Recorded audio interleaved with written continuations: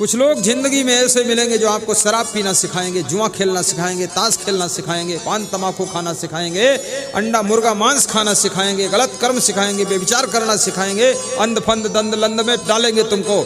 ऐसे लोग तुम्हारे शत्रु हैं, ये मित्र नहीं है, ये मीठे दुश्मन हैं। इनसे दूरी बना लीजिए, इनके साथ कभी मत रहिए। लेकिन कुछ लोग ऐसे तुम्हारी जिंदगी में होंगे, भले तुम उनसे नाराज हो जाओ लेकिन तुमको हमेशा अच्छी बात बताएंगे। तुम्हारी बहन कभी कभी तुमको डांटेगी, ए भाई तुम क्या कर रहे हो, दारू क्यों पीते, छोड़ो। ये बहन नहीं है, ये देवी रूप तुमको समझा रही है।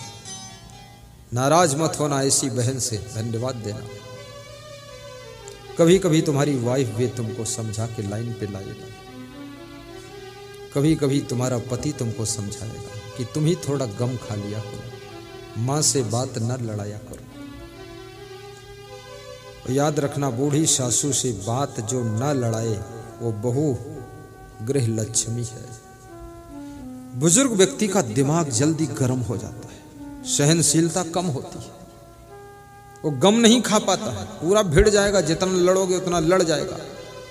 लेकिन तुम नौजवान हो, जरा अपने को कंट्रोल में रखो, तुम ही गम खा। और गम भी किसकी खानी है? जिनको तुम कहते हो अपना, उन्हीं की तो गम खानी।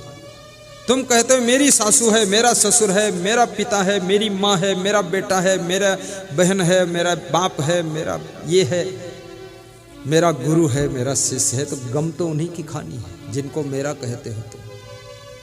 और गम खाने से कोई बदहजमी थोड़े होती है। राम ने कितनी गम खाया था, तभी तो नाम हुआ है।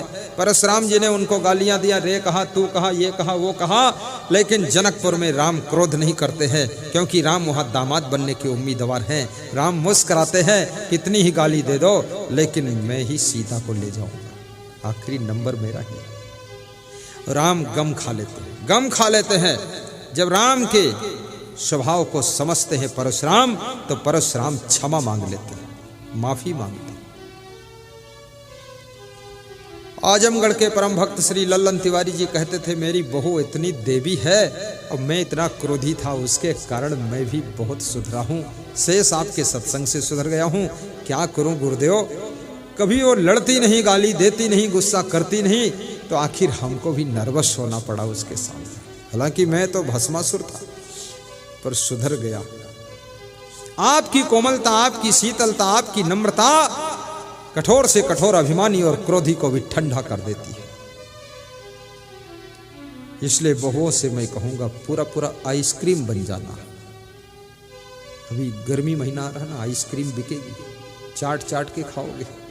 ऐसे आइसक्रीम बनो, तुमको भी सासू चाट चाट के प्रेम से रखेगी कि मेरी बहू है। ठंडे रहना, बूढ़ी सासू की सेवा कर देना, बूढ़े ससुर की सेवा करते,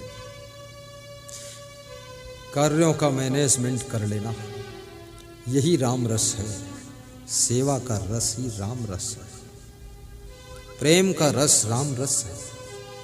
जिसको कबीर साहब कहते, 2.5 अक्षर प्रेम का पढ़े सो पंडित होए। ये राम रस यही है, प्रेम का रस, और कुछ नहीं। और प्रेम में वो शक्ति है, बहुत बड़ी शक्ति है प्रेम में। प्रेम वाम भूले भगवान हो सेवरी के घर मां। प्रेम वाम भूले भगवान हो सबरी के घर मां। सेवरी के घर मां हो सेवरी के घर मां। प्रेम वाम भूले भगवान हो सेवरी के घर मां। प्रेम करना, लेकिन प्रेम में कपट न करना। प्रेम वही है जो निष्कपट है। कितने लोग प्रेम में धोखा देते हैं, कपटी प्रेम। नहीं नहीं, आपका प्रेम निष्कपट होना चाहिए।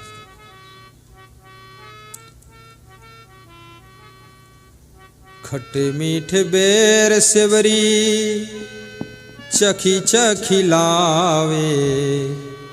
खट्टे मीठे बेर सेवरी चखी चखी लावे। भोग लगई हैं भगवान हो सेवरी के घर माँ। भोग लगई है भगवान हो सबरी के घर माँ। प्रेमवा म भूले भगवान हो सबरी के घर माँ। प्रेमवा में भूले भगवान हो सबरी के घर माँ। नहुर नहुर सवरी वही गलिया बुहारे। नहुर नहुर सबरी वही गलिया बुहारे। वही गलियई है भगवान हो सबरी के घर माँ। बहुत सुंदर, बहुत वही गलियई है भगवान हो सबरी गलियां बुहारती के है, घर उसी माँ। गली से राम को आना। भोग लगई है भगवान हो सबरी के घर माँ। आपके यहाँ कोई महान पुरुष आ रहा हो, प्रथम सेवा है सफाई। घर साफ करो, कमरा साफ करो, गली साफ करो, आसपास साफ करो। गांव के लोग भी अपने अपने घर की सफाई कर लें। जिस गली से निकलें गुरुदेव, सबके द्वार पर रंगोली का दर्शन। कल इस गांव में हम भ्रमण करेंगे रात्रिकालीन 6 बजे से। सबके द्वार पर करीब करीब गुजरना होगा। रंगोली बना लेना, सफाई कर लेना, एक एक दीपक जला के रख देना। कम से कम तुम्हारे घर ना आऊं, लेकिन उस रंगोली के आकर्षण में अपनी नज़र उधर डालूं और अपने द्वार पर खड़े होकर नमस्कार कर लेना साहिब बंदगी। क्योंकि सबके घर आना तो संभव नहीं, अपने द्वार के सामने ही प्रणाम कर लेना।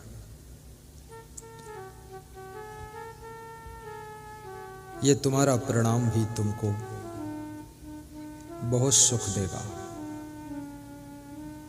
ज्योतिषी ने किसी व्यक्ति का हाथ देखा और कहा कि 7 दिन में एक्सीडेंट होगा, हाथ पांव टूट जाएंगे, मर जाओगे।